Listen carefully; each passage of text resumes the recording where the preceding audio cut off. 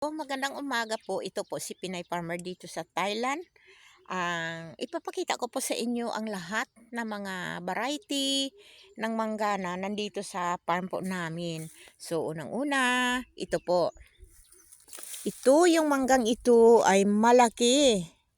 Mabigat po siya. Ganito parang bulukot ang kanyang bunga. Ayan yung puno niya. Maliit pa siya. Hindi pa siya yan po. Murang-mura pa po ito. 2 kilo ang isang piraso po nito. Green na siya. At saka makapal yung kanyang balat. Ito ang isang variety. And then, after that, yung mayroon din namang isa. Ito ang tinatawag na Manila na yan. Oh. Yung makapal ang kanyang balat nga. Oh. Yan po ang tinatawag nila na Kiao Kamin po na mangga. So, dalawang variety na po.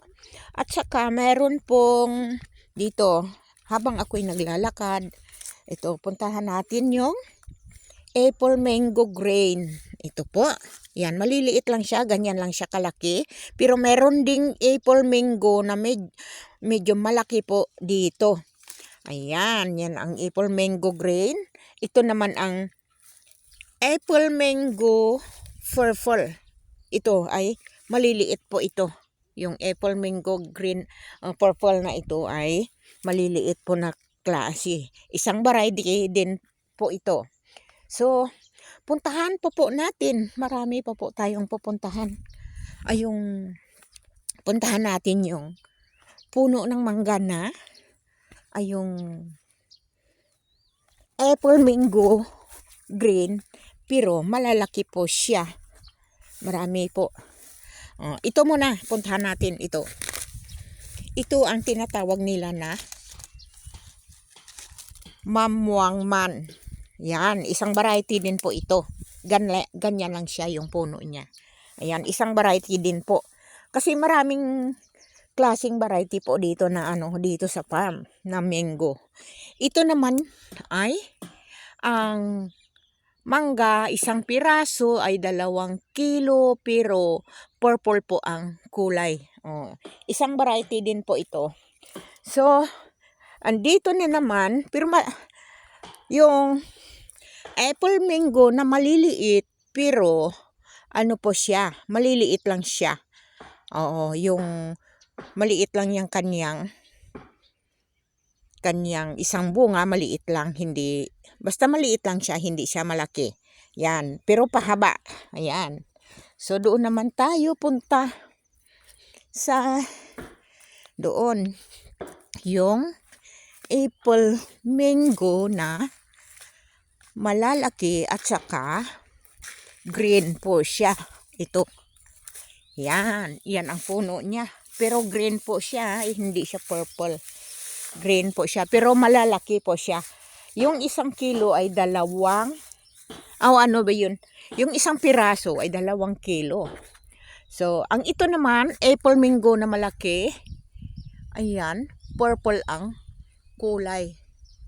Ayan. Malalaki po ito. Yan. Yan. Maraming variety po. Ayun na naman. Puntahan natin doon sa looban. Yan. Maraming mga prutas. Ito. Maraming variety ng mga prutas po dito sa amin. Kaya yan.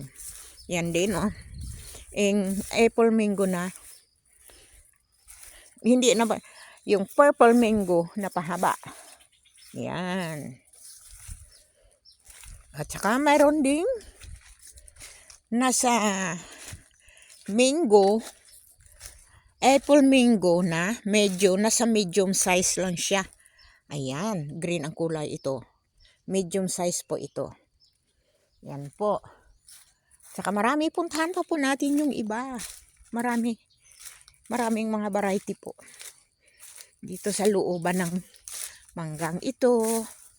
Ayan, maglakad-lakad muna tayo. Ayan, yung iba. Yung apple mango green. Ayan po. Doon sa kabila, puntahan natin yung malaking mangga na, anong tawag na mangga yun? Yung ngamangya na mangga. So yan po, tingnan nyo yung nasa taas. Bunga niya, ang lalaki ng bunga niya, pero yung isang piraso ay ano lang po yun, 1 kilo po. Ayan, punta na naman tayo doon sa looban. Kasi doon sa loob may marami ding mga daming mangga doon sa looban niya. Maraming mga variety. Mayroon din, ayan. Kaya dito, ipapakita ko lang sa inyo yung mga variety ng mangga. Oo. Apple mango purple yung grain, apple mango green, apple mango na pahab.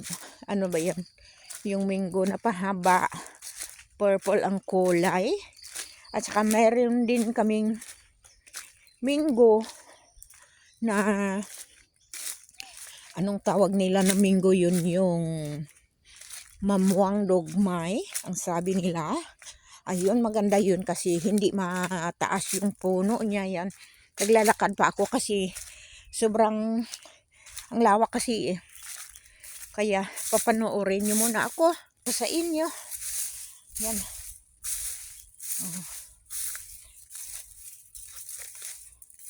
Ayan po ang susunod. Yan oh. Mango na. Ayan po, mamuang dogmay po yan lahat. Ayan. Oh, hanggang pa doon. So tingnan nyo ang mamuang dogmay kasi kapag hinog siya ay matamis po siya.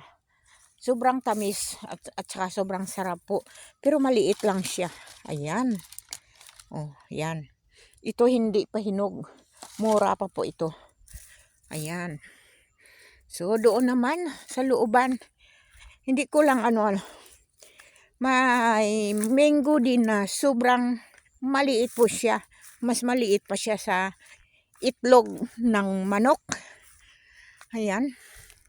Maliit pa siya sa itlog ng manok. Pero kapag hinog naman siya, ay sobrang tamis. Pero kapag naman yung tawag doon, yung hilaw siya, hindi pa siya hinog. Nako, ang pag kumain ka, sobrang ganda mo. Kasi alam mo, dahil siya, yung sobrang asim niya. Pero pag hinog, ay sobrang sarap. Oo, talagang masarap na masarap po. Yan, papasok muna ako sa loob. Kasi doon sa looban ang kanyang puno. At saka medyo mataas yung klaseng mangga yun. Yung puno niya. So, ang mangga na yun ay hindi na kailangan na atin siyang pipitasin. Kundi mag-antay na lang tayo na malalaglag po siya. Saka natin kukunin. Malalaglag. Kapag hinog na siya ay malalaglag po kasi siya. Saka na natin kukunin yung kanyang bunga. Kaya ito, hinihingal ako kasi tingnan nyo. Pupuntahan natin yung mamuang kalon na sinasabi. Papapakita ko sa inyo. Dahil maliliit lang siya. Ayan na. Dumating na pala ako. Ito. Ayan o, tingnan nyo yung nasa taas. Bunga niya. Ayan ang tinatawag na mamuang kalon. Ayan o. Yan. Ito ang puno ng mamuang kalon na tingnan nyo yung puno. Sobrang laki po. Ayan o. Sobrang taas ang kanyang puno po. Kaya itong mangga na ito kakainin lang natin kapag hinog na siya, kapag malalaglag na siya. Yun, ito naman, ang sabi nila ay ito, ibang klase din ito. Yan. Medyo mas malaki siya sa mamuang kalon. Ayan. Yung mamuang man ang tawag nila dito. Ayan. Oh, mamuang man. Marami kasi. Yung medyo siya, yung medyo, anong tawag doon? Yung parang mayroon siyang peng. Yung sabing yung medyo maalinamnam nga. Ayan, yan ang puno niya. Oh. Yan, ang tawag nila na mamuang man. Kaya, dito maraming mga variety, kaya papakita ko lang sa inyo. So dito na lang, ito si Pinay Farmer in Thailand. Thank you very much po.